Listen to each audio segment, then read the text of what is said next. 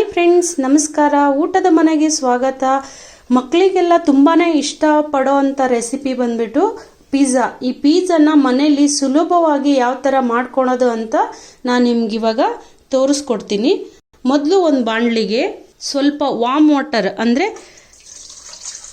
ಕೈಯಲ್ಲಿ ಮುಟ್ಟಿದ್ರೆ ನಿಮಗೆ ಬಿಸಿ ತಾಕಬೇಕು ಅಷ್ಟು ಬಿಸಿ ನೀರು ತಗೊಂಡ್ರೆ ಸಾಕು. ಇದಕ್ಕೆ 1 ಟೇಬಲ್ ಸ್ಪೂನು ಈಸ್ಟ್ ಹಾಕೋತಿದ್ದೀನಿ, ಮತ್ತು 1 ಟೇಬಲ್ ಸ್ಪೂನ್ ಸಕ್ಕರೆ, ಅರ್ಧ ಟೇಬಲ್ ಸ್ಪೂನ್ ಉಪ್ಪನ್ನ ತಗೊಂಡಿದ್ದೀನಿ. ಇದನ್ನೊಂದ್ಸಲ ಮಿಕ್ಸ್ ಮಾಡ್ಕೋತೀನಿ ನೀಟಾಗಿ. ಇದು ಮಿಕ್ಸ್ ಆದಮೇಲೆ ಒಂದು ರ್ಯಾಪರಿಂದ ಇದನ್ನು ಕ್ಲೋಸ್ ಮಾಡಿ ಒಂದು 5 ಮಿನಿಟ್ಸ್ ಬಿಡಬೇಕು. ಇದನ್ನು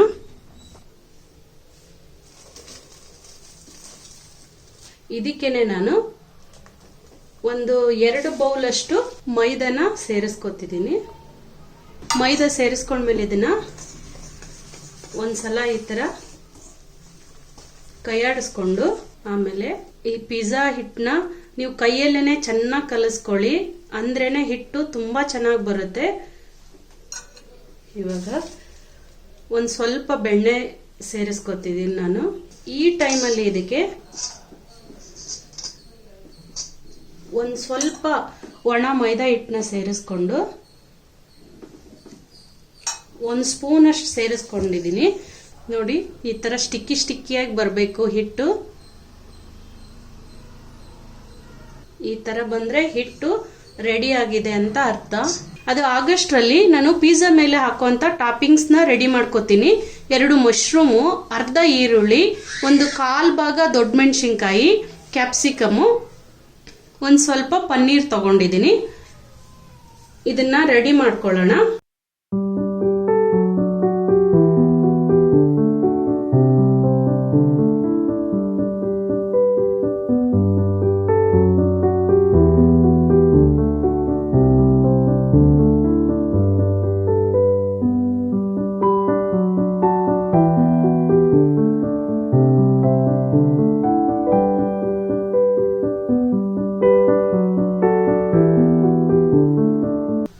ಇವಾಗ ಪನ್ನೀರ್ನ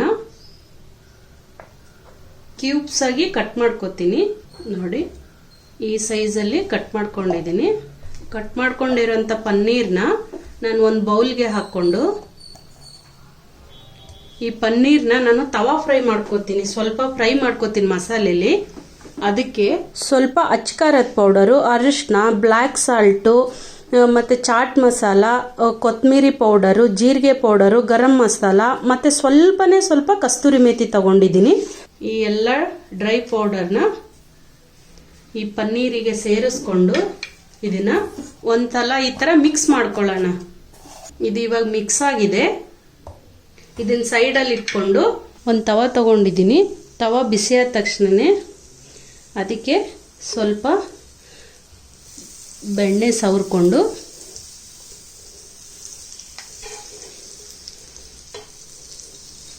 ಇವಾಗ ಇದಕ್ಕೆ ನಾನು ಆವಾಗಲೇ ಮಿಕ್ಸ್ ಮಾಡ್ಕೊಂಡಿದ್ನಲ್ವ ಪನ್ನೀರು, ಅದನ್ನು ಶಾಲೋ ಫ್ರೈ ಮಾಡ್ಕೋತೀನಿ. ಆಗಿದೆ. ಇವಾಗ ಇದನ್ನು ಒಂದು ಬೌಲಲ್ಲಿ ನಾನು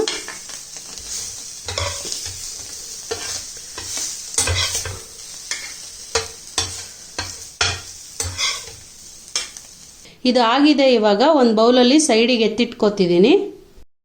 ಇವಾಗ ಹಿಟ್ಟು ಡಬಲ್ ಆಗಿದೆ. ಸ್ವಲ್ಪ ಈ ಥರ ಹಿಟ್ಟು ಉದುರಿಸ್ಕೊಂಡು ಇದು ಆಗಿರೋ ಹಿಟ್ಟನ್ನ ಇದ್ರ ಮೇಲೆ ಹಾಕ್ಕೊಂಡು ಇದನ್ನು ಸಮಭಾಗಕ್ಕೆ ಕಟ್ ಮಾಡ್ಕೋತೀನಿ.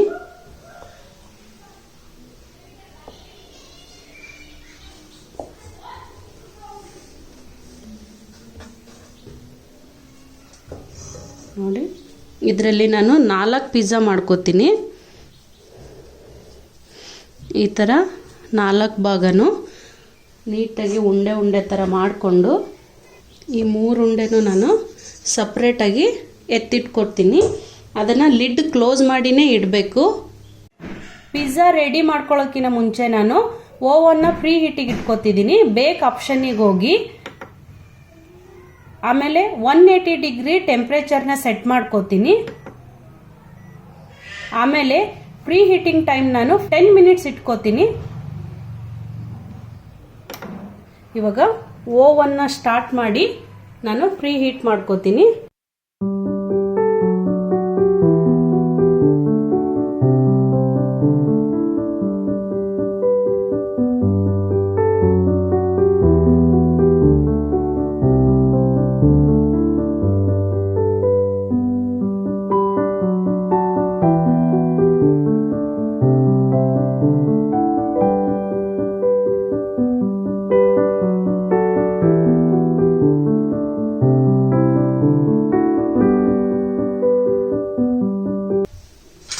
ಇವಾಗ ಇದಕ್ಕೆ ಫೋರ್ಕ್ ಸಹಾಯದಿಂದ ಹಿಟ್ಟಿಗೆ ಈ ತರ ಹೋಲ್ ಮಾಡ್ಕೊಳ್ಳೋಣ.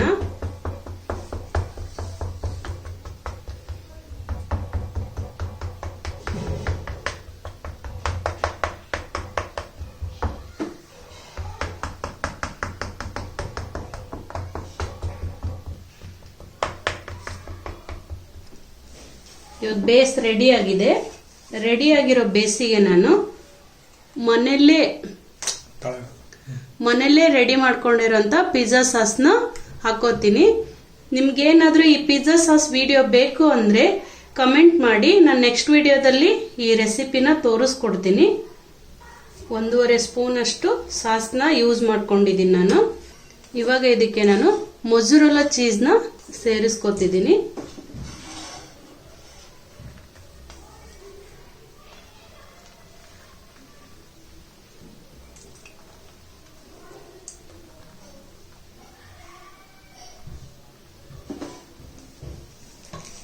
ಇವಾಗ ನಾವು ಹೆಚ್ಚಿಟ್ಕೊಂಡಿರೋಂಥ ತರಕಾರಿನ ಸೇರಿಸ್ಕೊಳ್ಳೋಣ.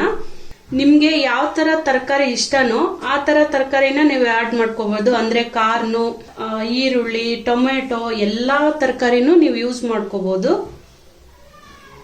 ನನಗೆ ಮಶ್ರೂಮು, ಪನ್ನೀರು, ಈರುಳ್ಳಿ ಇಷ್ಟ, ಮತ್ತೆ ದಪ್ಪ ಮೆಣಸಿನಕಾಯಿನೂ ಸೇರಿಸ್ಕೊತಿದ್ದೀನಿ.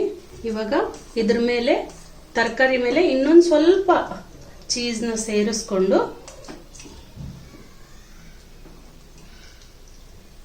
ಇವಾಗ ಇದಕ್ಕೆ ಚಿಲ್ಲಿ ಫ್ಲೇಕ್ಸ್ನ ಸೇರಿಸ್ಕೊತಿದ್ದೀನಿ.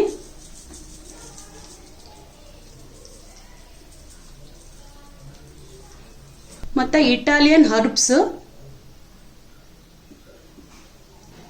ಮತ್ತೆ ಆರಿಗ್ಯಾನೋ. ಇವಾಗ ಪಿಜ್ಜಾ ರೆಡಿ ಆಗಿದೆ. ಪ್ರೀ ಹೀಟಲ್ಲಿ ಇಟ್ಟಿರೋಂಥ ಮೈಕ್ರೋ ಓವನ್ನಲ್ಲಿ ಇದನ್ನ ಇಡೋಣ.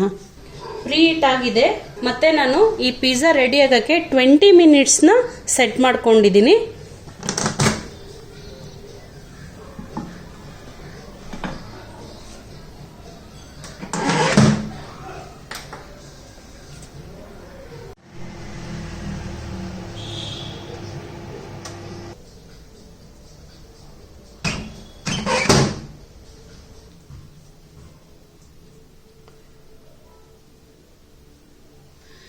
ನೋಡಿ ಪಿಜ್ಜಾ ಯಾವ ಥರ ಬಂದಿದೆ ಅಂತ.